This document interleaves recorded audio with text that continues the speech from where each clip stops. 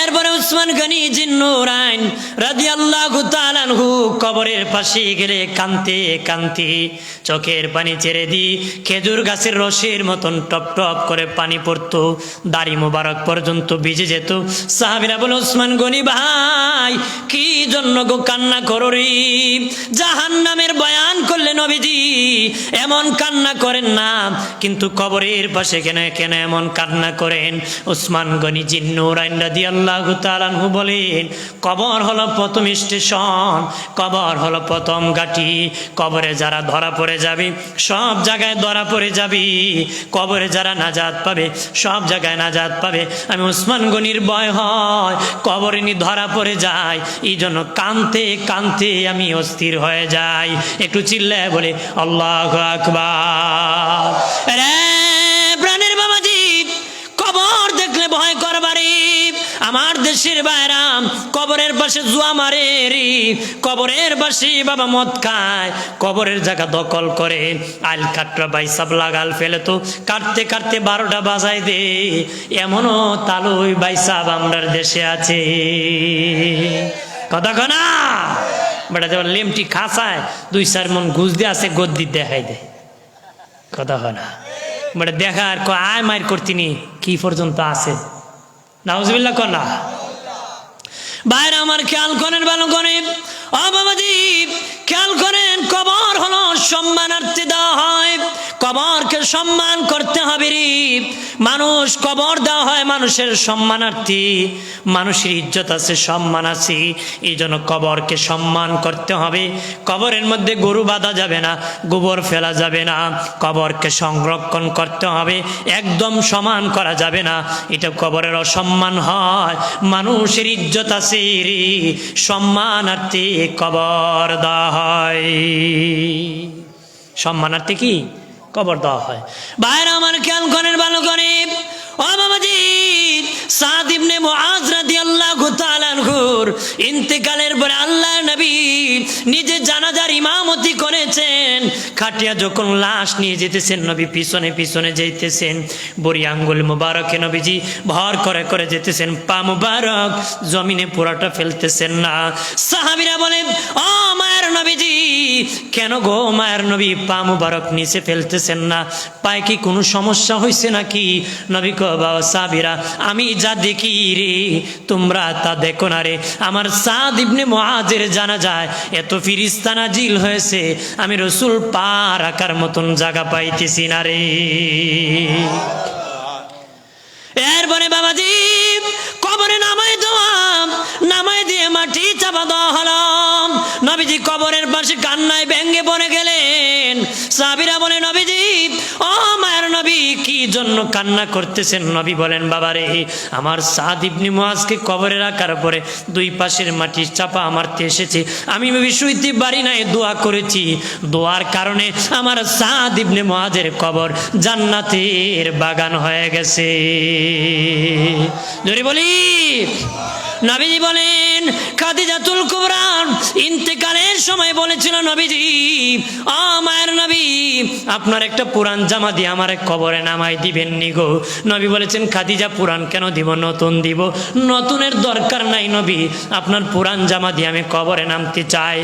বদন মোবারকে জীবনে কোনোদিন মশা মাছি বসে নাই, ওই নূরে নবীর বদন মোবারকের জামা মোবারক লাগায়া কবরে নামাই দিলে কবর জান্নাতের বাগান হয়ে যাবে। নবীজি আমার কবরের প্রথম মাটি আপনি দিবেননি, দিব খাদিজা আমার কবরের পাশে দাঁড়ায় থাকবেননি। ইন্তিকালের পরে নবীর জামা দিয়ে কাপন পরায়া নবীজি যখন কবরে নামাইয়া আম্মা জান খাদিজা কি নবী বলেছিলেন, খাদিজা রে খাদিজা, কবরে যখন জিন্দা করা হবে তখন আমার 2 জন বিবির সাথে দেখা হবে, আমার 2 জন বিবির সাথে তোমার দেখা হয়ে যাবে, তাদেরকে আমি রাসূলুল্লাহর সালাম কানে দিও। আম্মাজান খাদিজা বলে, নবীজি আমি তো আপনার প্রথম বিবি, আপনার 2 জন বিবি আবার কারা তারা? নবীজি বলেন, একজন হলো মারিয়াম আর একজন হলো আসিয়া, তারা জান্নাতে আমার বিবি হবে। তোমার ইন্তেকালের পরে কবরে জিন্দা করলে আমার 2 বিবির সাথে দেখা হয়ে যাবে, আমি রাসূলুল্লাহর সালাম খানি আমার 2 বিবিরে তুমি জানায় দিও রে। সুবহানাল্লাহ বলি না। এর মানে নবীজি খাদিজাতুল কুবরাকে যখন কবরে নামায় দিয়া নবীজি মা খাদিজার চেহারা কেবলার দিকে ঘোরান, কিন্তু চেহারা সোজা হয়ে যায়। নবীজি বারবার কেবলার দিকে নেন, কিন্তু মাথা সোজা হয়ে যায়। নবীজি ভয় পেয়ে গেলেন আমার খাদিজার প্রতি, আল্লাহ কি নারাজ হয়ে গেছেন নাকি? আল্লাহ বলেন, হাবিব আর খাদিজার মাথা কেবলার দিকে নিবেন না। আমার খাদিজার মাথার চেহারা আমি আল্লাহ চাই আরশে আজিমের দিকে থাকবে। জোরে বলি আমার বানের বাবাজি। এরপরে মাটি চাপা দিয়ে দিনের নবী কবরের পাশে দাঁড়াইয়া চোখের পানি ছেড়ে কাঁদতেছেন মা ফাতেমাতুজ জোহরা, ছোট্ট 7 বছর বয়স, উনিও কাঁদেরি। আল্লাহ বলেন, জিবরিল যাও আমার বন্ধুকে বাড়ি যাইতে বলো, কিয়ামত পর্যন্ত দাঁড়ায় থাকলে মুনকার নাকি আসবে না রে।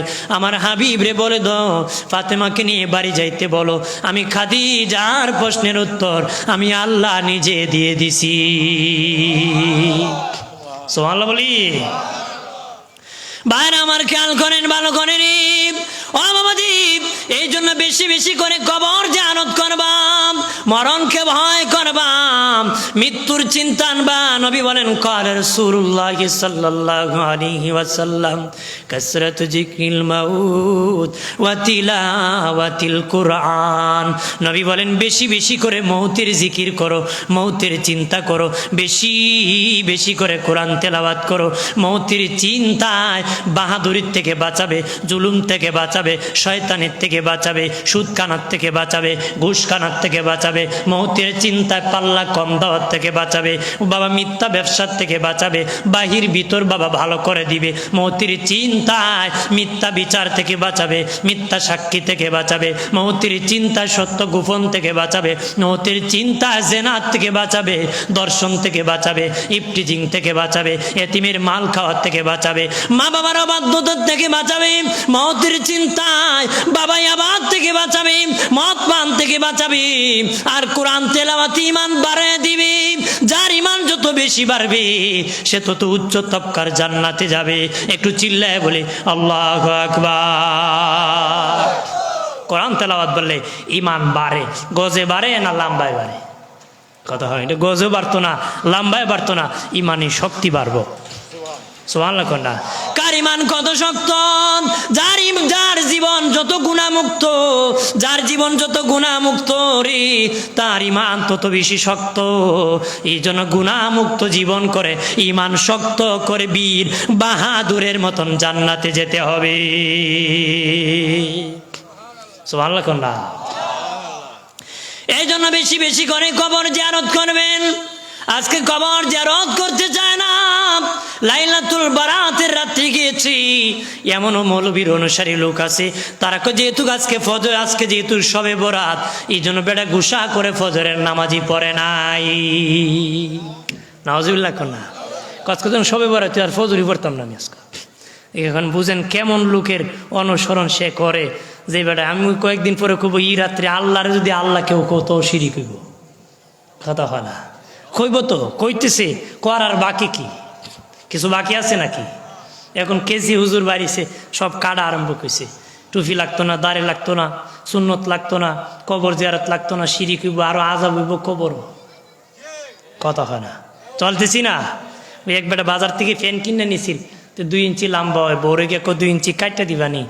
বউ আমি চৌকে তো কম দেখি, তোমার ছেলের বউরে দো, ছেলের বউকে আপনার নাতির যন্ত্রণার পারতেছি না, আপনার মেয়ের কাছে দেন। মেয়ে কো বাবা লেখাপড়ার যন্ত্রণা তো পারতেছি না। তুই বেচারা রাগ করে রেখে দিছে আলমিরাতে। শেষে নিজের বউ কয় কথা থাকবো, মরে গেলে কাইটা দিয়ে 2 ইঞ্চি কাটছে, 2 ইঞ্চি ফুলার বউ কাটছে 2 ইঞ্চি, নিজের মেয়ে কাটছে 2 ইঞ্চি, কাটার কত 2 ইঞ্চি কাটছে কয় ইঞ্চি? 6 ইঞ্চি। বুড়া চাচার প্যান্ট কিনতে দেখে ফুল প্যান্ট হাফ প্যান্ট হয়ে গেছে।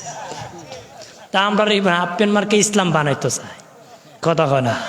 কিছু লোক আছে কি না, শর্ট করে। আমরা দেশে যেখানে সহজ, এখানে দৌড়ায় মানুষ বেশি। ওরা প্রতারক, যারা দৌড়ে এরা পথভ্রষ্ট হয়ে জাহান্নামে যাবে। আমার বানের বাবাজি, 2 দিন কবর জিয়ারত করা সুন্নত, লাইলাতুল বারাতে কবর জিয়ারত করা সুন্নত, লাইলাতুল কদরে জিয়ারত করা সুন্নত, মাইয়িত জুমার বাবাজি বৃহস্পতিবার দিবাগত রাত্রি জিয়ারত করা সুন্নত, রবিবার দিবাগত রাত্রি জিয়ারত করা সুন্নত, 2 দিন বাবাজি মাইয়িতকে দাফনের পরে কবর জিয়ারত করা সুন্নত, বাকি যে কোনো দিন যে কোনো সময় কবর জিয়ারত করা জায়েজ। নবী বলেন তোমরা বেশি বেশি করে কবর জিয়ারত করো, তোমাদের জিন্দারও লাভ হবে, মুর্দারও লাভ হবে। মায়ের নবীর সাহাবী হযরতে আবু যার গিফারি রাদিয়াল্লাহু তাআলা আনহু বলেন, আল্লাহর নবীর সাথে আমি জান্নাতুল বাকি কবরস্থানে জিয়ারতে গিয়েছি। নবীজি 2 হাত বাড়াইয়া এমন ভাবে 2 হাত বাড়াইছেন, এত উপরে নবী হাত বাড়াইছেন, আমি আবু যার নবীর বগল মুবারক পর্যন্ত দেখতে পেয়েছি। হযরতে আবু যার গিফারি বলেন, নবী জান্নাতুল বাকিতে এমন কান্না করেছেন, আমি আবু যার তখন তাকাইছি, জান্নাতুল বাকির মধ্যে একটা ভাঙ্গা কবর দেখা যায়। একটা ভাঙ্গা কবর যদি পাইতাম, ওই কবরের ভিতরে আমি আবু যার ঢুকে যাইতাম, দয়াল নবীর দোয়াটা আমি আবু যারের ব্যাপারে নসিব হয়ে যেত। জোরে কন্যা সুবহানাল্লাহ। আম্মা জান আয়েশা বলেন, মা আয়েশা বলেন, একই কম্বলের নিচে ঘুমাইতাম, একদিন দেখি নবী নাই, নবী নাই। ভাবলাম নবী মাঝে মধ্যে জান্নাতুল বাকিতে কবরস্থানে জিয়ারতে যান, মনে হয় নবী জান্নাতুল বাকিতে কবরস্থানে, নবী অন্য বিবির হুজরায় মনে হয় গিয়েছেন। সব বিবির হুজরা তালাশ করে কোনো বিবির হুজরায় নবী নাই। তারপরে ভাবলেন নবী মাঝে মধ্যে জান্নাতুল বাকিতে কবরস্থানে জিয়ারতে যান, মনে হয় নবী জান্নাতুল বাকিতে গিয়েছেন। যা দেখেন অন্ধকার রাত্রি, নবীজি 2 হাত বাড়াইয়া আল্লাহর কাছে কান্না করে বলতেছেন, আল্লাহ কিয়ামতের দিন আমাকে না জিজ্ঞাসা করে আমার একটা উম্মতকে জাহান্নামে দিও না গো। সুবহানাল্লাহ না। নবীজি এইভাবে দোয়া করতেছেন। আম্মা জান আয়েশা সিদ্দিকা রাদিয়াল্লাহু তাআলা আনহা বলেন, মায়ের নবীজির দোয়া যখন শেষ প্রান্তে চলে আসবে, আমি আশা বুঝতে পারলাম দোয়া শেষ হলে নবী আবার হুজরায় চলে আসবেন। আগে আগে হাঁটি আসিয়া হুজরায় শুইয়া আমি কম্বল গায়ে দিয়ে শুয়ে আছি। নবী আসিয়া দেখি আমি শুয়ে আছি। নবী কয়, আয়েশা তুমি চমৎকার চালাকি চিনো, কিছুক্ষণ আগে আমার পিছনে জিয়ারতে ছিলাম, এখন আমাকে দেখাইতেছো তুমি ঘুমে আছো। মা আয়েশা মুস্কি হাসি দিয়া বলে, নবীজি ওই অন্ধকার রাত্রিতে আমি আপনার বাসনে জিয়ারত করেছি, কিভাবে দেখলেন গো? নবী কয়, আয়েশা তুমি কি আমাকে অন্য নবীর মতন মনে করছো নাকি? অন্য নবীরা দিনে দেখলে রাত্রে দেখতো না, সামনে দেখলে পিছনে দেখতো না, ডানে দেখলে বামে দেখতো না। আমি রাসূলুল্লাহ ডানে যেমন দেখি, বামে তেমন দেখি, সামনে যেমন দেখি, পিছনে তেমন দেখি, দিনে যেমন দেখি, রাত্রে তেমন দেখি।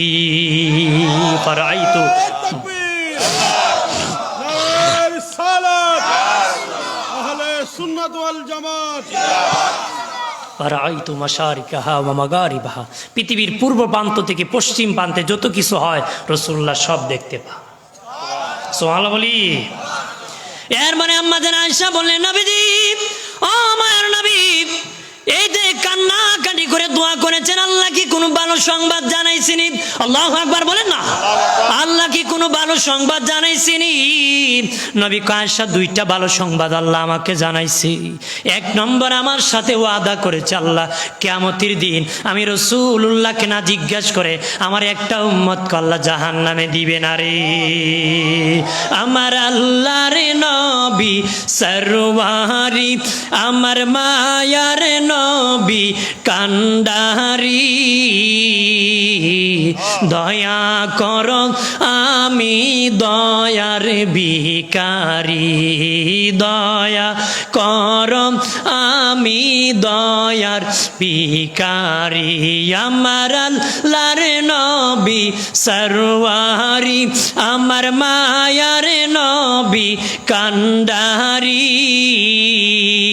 দয়া কর আমি দয়ার ভিখারি, দয়া কর আমি দয়ার ভিখারি। হাসরের কান্ডারি হয়া নিয়মরে পার করিয়া, হাসরের কান্ডারি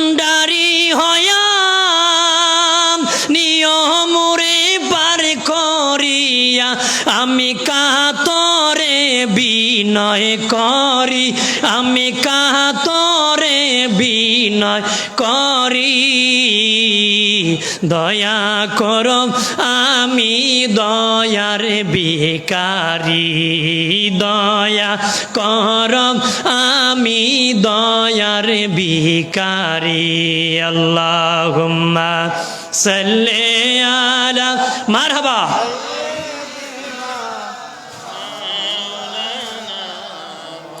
আলা আলি সাইয়্যিদিনা। দেহের গর্খে কাবা করে মন যেন হয় মদিনা, নসিব হবে মুহাম্মদি ঠিকানা। আল্লাহুম্মা সাল্লি আলা মারহাবা, জবান খুলে আলা আলি সাইয়্যিদিনা। আমার বানের বাবাজি দুস্থ বুজুর্গরা খেয়াল করেন ভালো করিয়া। তখন বাবাজি নবীজি বলেন, আয়েশা এক নম্বর ওয়াদা আল্লাহ আমার সাথে করেছে, কিয়ামতের দিন আমাকে না জিজ্ঞাসা করে একটা উম্মতকে জাহান্নামে দিবে না। 2 নম্বর, আল্লাহ আমার মা বাবা মিল্লাত ইব্রাহিমের উপর ইন্তেকাল করেছিলেন, আমার ধর্ম আমার কালেমা পড়তে পারেন নাই, ওই দোয়ার মধ্যে আমার মা বাবাকে জিন্দা করিয়া আমার কালেমা পড়াইয়া ডাবল ইমানদার বানায়া আমি রাসূলুল্লাহর উম্মত বানাইছি। আর আল্লাহ বলেছেন, কুল নবী আপনি আপনার মা বাবার জন্য দোয়া করুন, রব্বি রহমহুমা কামা রাব্বায়ানি সগীরা ওয়া কুর রব্বি রহমহুমা কামা রাব্বায়ানি সগীরা।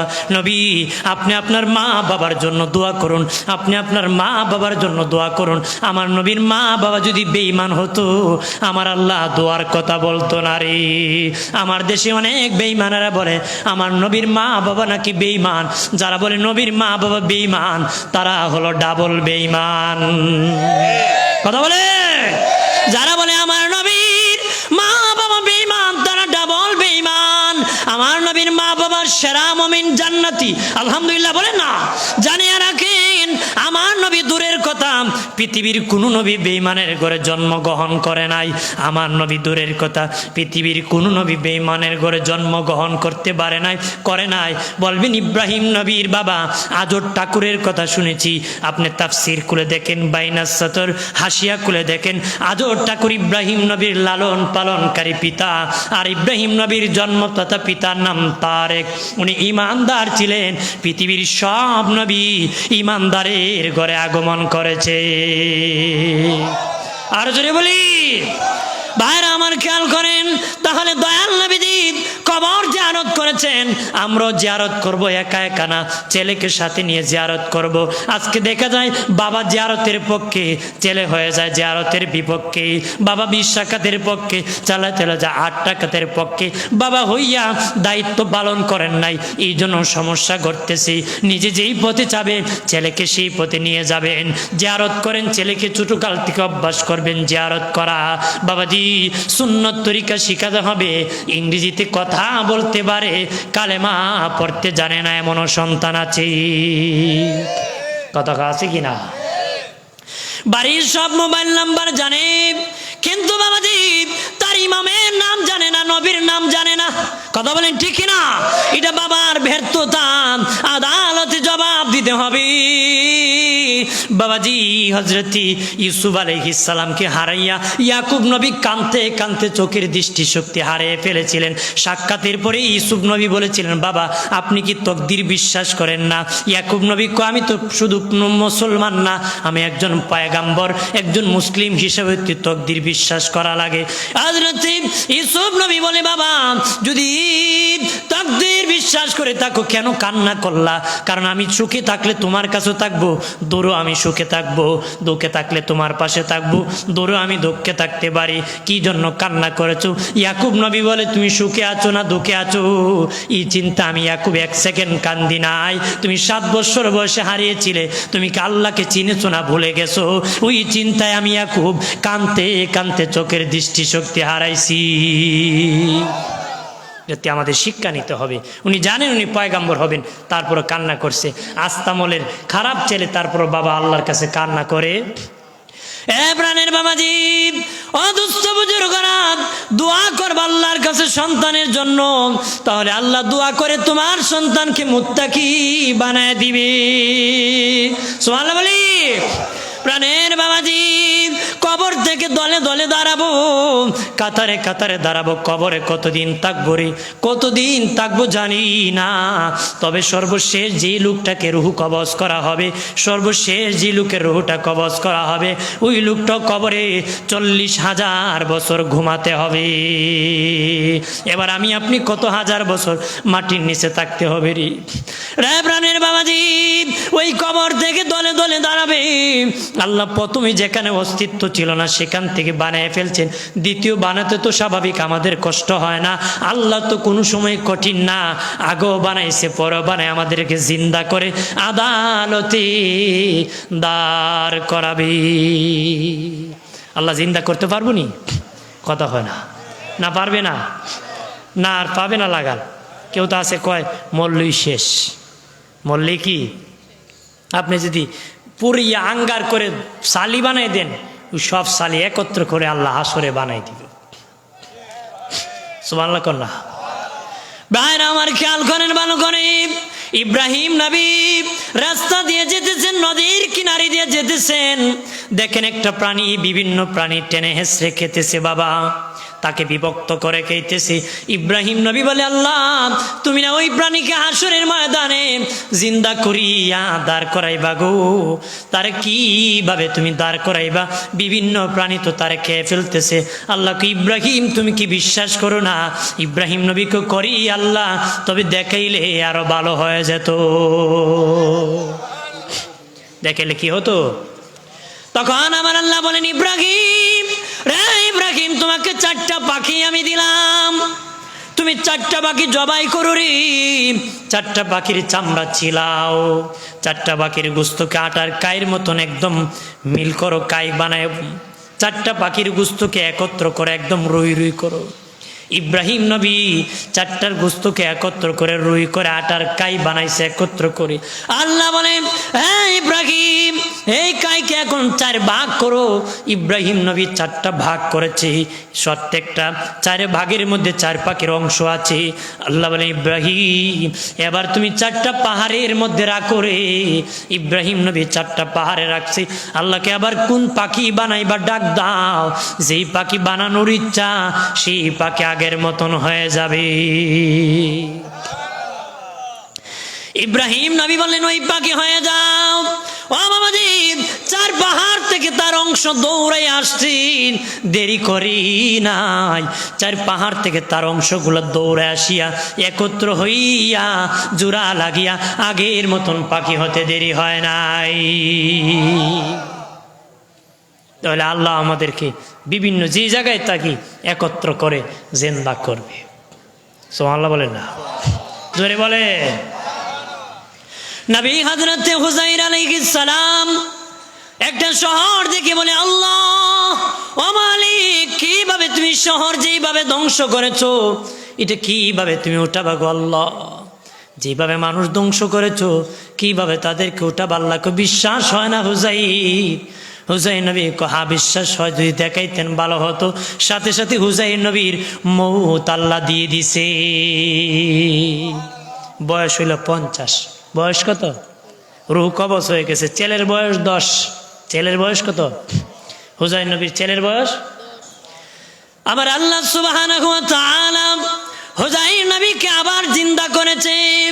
100 বছর পরে জিন্দা করেছে। 100 বছর পরে হুজাইর নবীরকে রুহু দেওয়া হলো, জিন্দা করা হলো। বললেন হুজাইর কতদিন ঘুমাইছো? আল্লাহ একদিনের থেকে কম হবে। আল্লাহকে একদিনের থেকে বুঝি কম হবে? 100 বছর তোমাকে আমি ঘুম পাড়ায় রাখছি।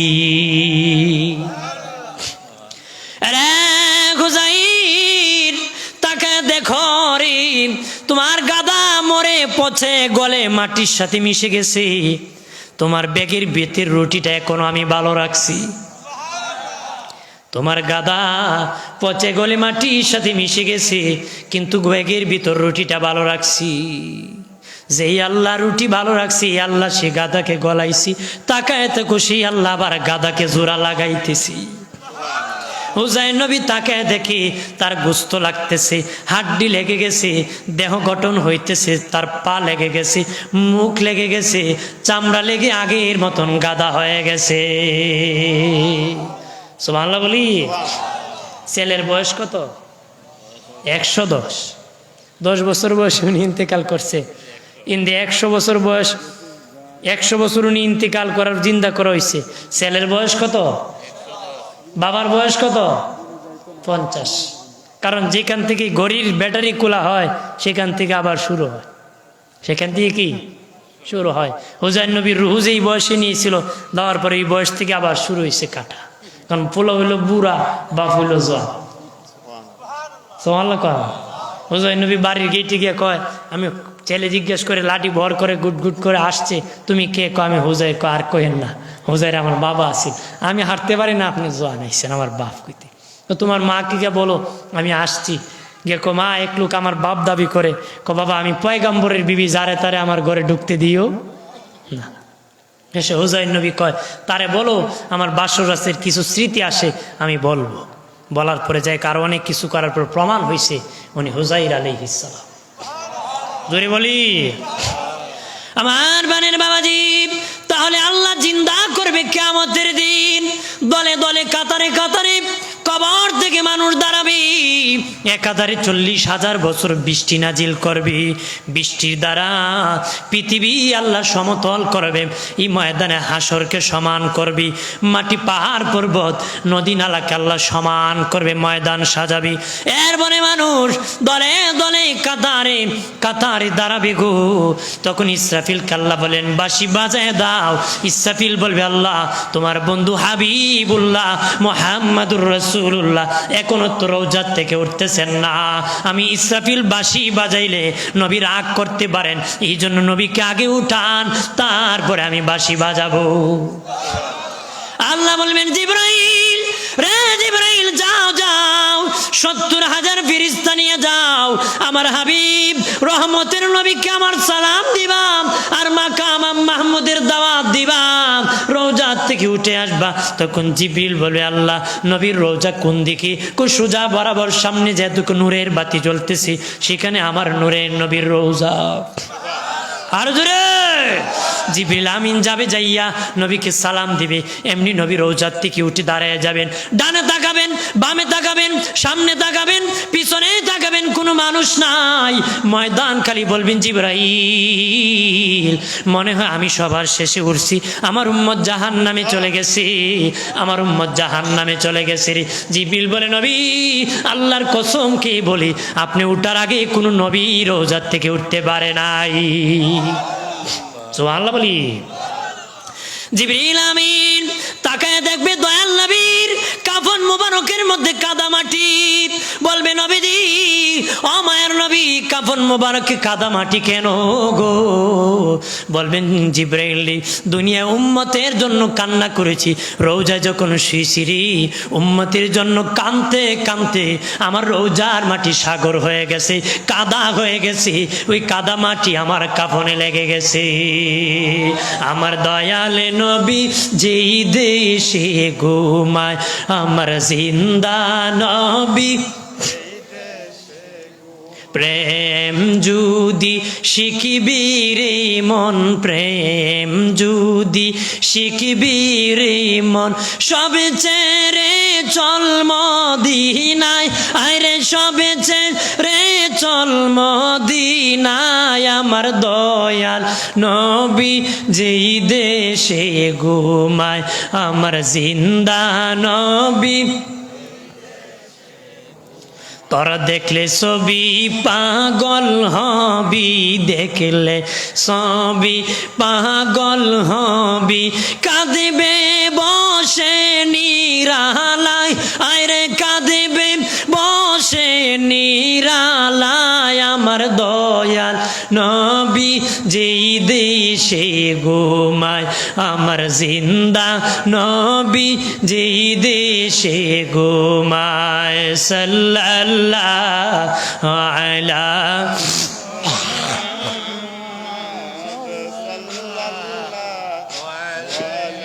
মোহাম্মদ বলেন না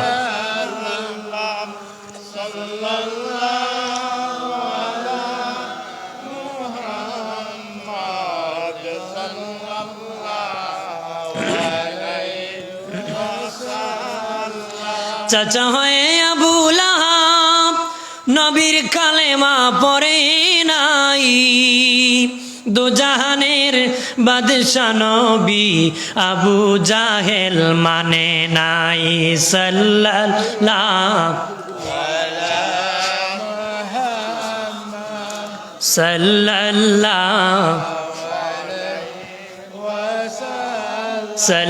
সাল্লাল্লাহু আলা মুহাম্মদ সাল্লাল্লাহু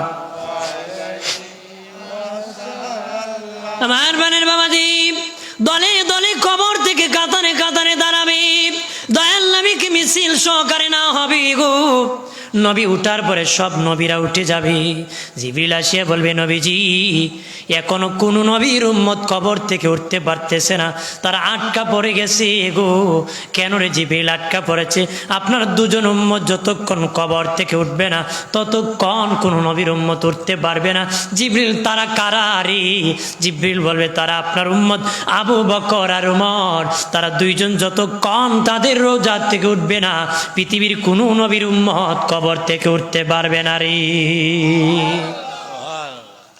নবীজি বলেন আমি ডাক দিব আবু বকর ওমর উঠাও উঠাও ডাক দিতে দেরি আমার দুই বন্ধু তাদের রোজার থেকে দাঁড়াতে দেরি হবে না সব নবীর উম্মতের কবর পারতে দেরি হবে না রে দলে দলে দাঁড়াবে কেউ হাত কাটা অবস্থায় পা কাটা অবস্থায় দাঁড়াবে কেউ জানোয়ারের সুরতে দাঁড়াবে কেউ মিস্তুল জিবাল পেট পাহাড়ের মতন নিয়ে দাঁড়াবে কেউ মুখ থেকে আগুন জ্বরবে মুখ থেকে রক্ত জ্বরবে নারী বুড়িগুলা ঝুলে থাকবে সব মুসলমানের কথা কেউ আবার ভিতরে বাহিরে সুন্দর ভিতরে পচা গন্ধ বের হবে কেউ আবার গরু জবাইকৃত অবস্থায় উঠবে কণ্ঠনালী জবাই কারো জিব্বা কাটা অবস্থায় দাঁড়াবে কাউ পা আকাশের দিকে থাকবে মাথা নিচের দিকে থাকবে লজ্জাস্থান থেকে ময়লা ঝরবে কেউ আবার কুচ্ছিত কালো হবে অন্তর চোখে অন্ধ হবে বাহ্যিক চোখে অন্ধ হবে পেট আগুনে ভরপুর থাকবে দাঁত মহিষের সিংহের মতন হবে টুটগুলা বড় বড় হয়ে যাবে আর কেউ আবার যক্কা রোগী হবে কেউ আবার কুষ্ঠ রোগী হবে কেউ আবার নূরের চেহারা নিয়ে দাঁড়াবে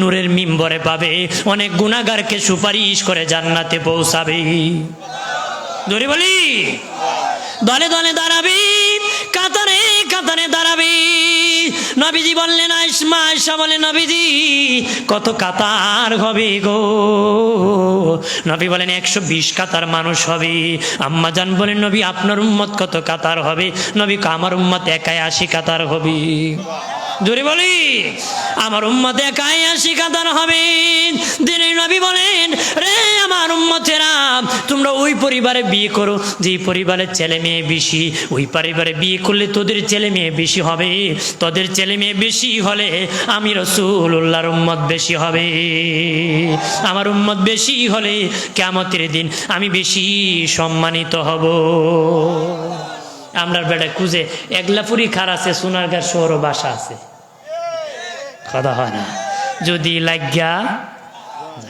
বেটা করছে তো করছে শ্বশুরতে একটা বয়সিলে একটাও পারে না শেষে গোড়ার ডিম বংশ হয় কি হয় বংশ শেষ কথা বলেন ঠিক কিনা লোভে পাপ হয় পাপে জানি কি হয় মৃত্যু হয় শেষে দেখবেন গোড়ার ডিম খাইছেন নি এবারে বাজারে গেছিল ডিম খাইতো হাঁসের ডিম আছে মুরগির ডিম আর ঘোড়ার ডিম জীবনে ঘোড়ার ডিম খাইছি না আজকে না খাইয়া যাইতাম না বউ সব শেষে ঘোড়ার ডিম বিক্রি করি হাঁসের ডিম শেষ মুরগির ডিম শেষ বেটা খাসা আড়ায় জাগা বাড়ি কবে আমার গোড়ার ডিম কইটি গোড়ার ডিম যাওগা বাড়ি যাগো কি গোড়ার ডিম মানে শূন্য হাত কিছু নেওয়া যাবে আমার বানের বাবা জিরানি আমরা উম্মতে মুহাম্মাদি একাই 80 কাতার হব 80 কাতার দয়াল নবী বলেন আমি একদিন দেখলাম হাসরের মাঠ কায়েম হয়ে গেছি কোন নবী একা এসেছে কারোর সাথে 2 জন উম্মত কারোর সাথে 10 জন 40 জনের বেশি নাই হঠাৎ করে দেখি একজন নবী সামনে পিছনে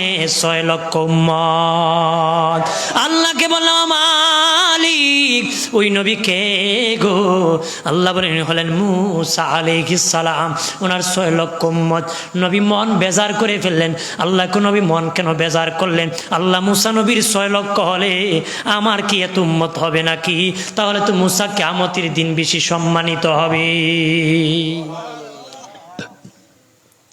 আল্লাহ বলেন হাবিব মন ঘাবড়াবেন না ডান দিকে তাকান নবী বলেন ডানে তাকাইলাম জমিন থেকে আসমান পর্যন্ত মানুষ আর মানুষ আল্লাহু আকবার বলেন না নবী বামে তাকান নবী কো বামে তাকাইলাম জমিন থেকে আসমান পর্যন্ত মানুষ আর মানুষ সামনে তাকান জমিন থেকে আসমান পর্যন্ত মানুষ আর মানুষ পিছনে তাকান জমিন থেকে আসমান পর্যন্ত মানুষ আর মানুষ আল্লাহ বলে হাবিব 6 লক্ষ উম্মত দেখে মন ঘাবড়াইছেন ডানে বামে সামনে পাশনে যত মানুষ দেখছেন তারা সব একাই আপনি রাসূলুল্লাহর উম্মত এবার আম্মা জান আয়েশা বলেন নবীজি ও মায়ের নবীজি আপনি উম্মতকে কিভাবে চিনবেন গো নবী বলেন আমি 3টা পরিচয় আমার উম্মতকে চিনব রে আয়েশা 3টা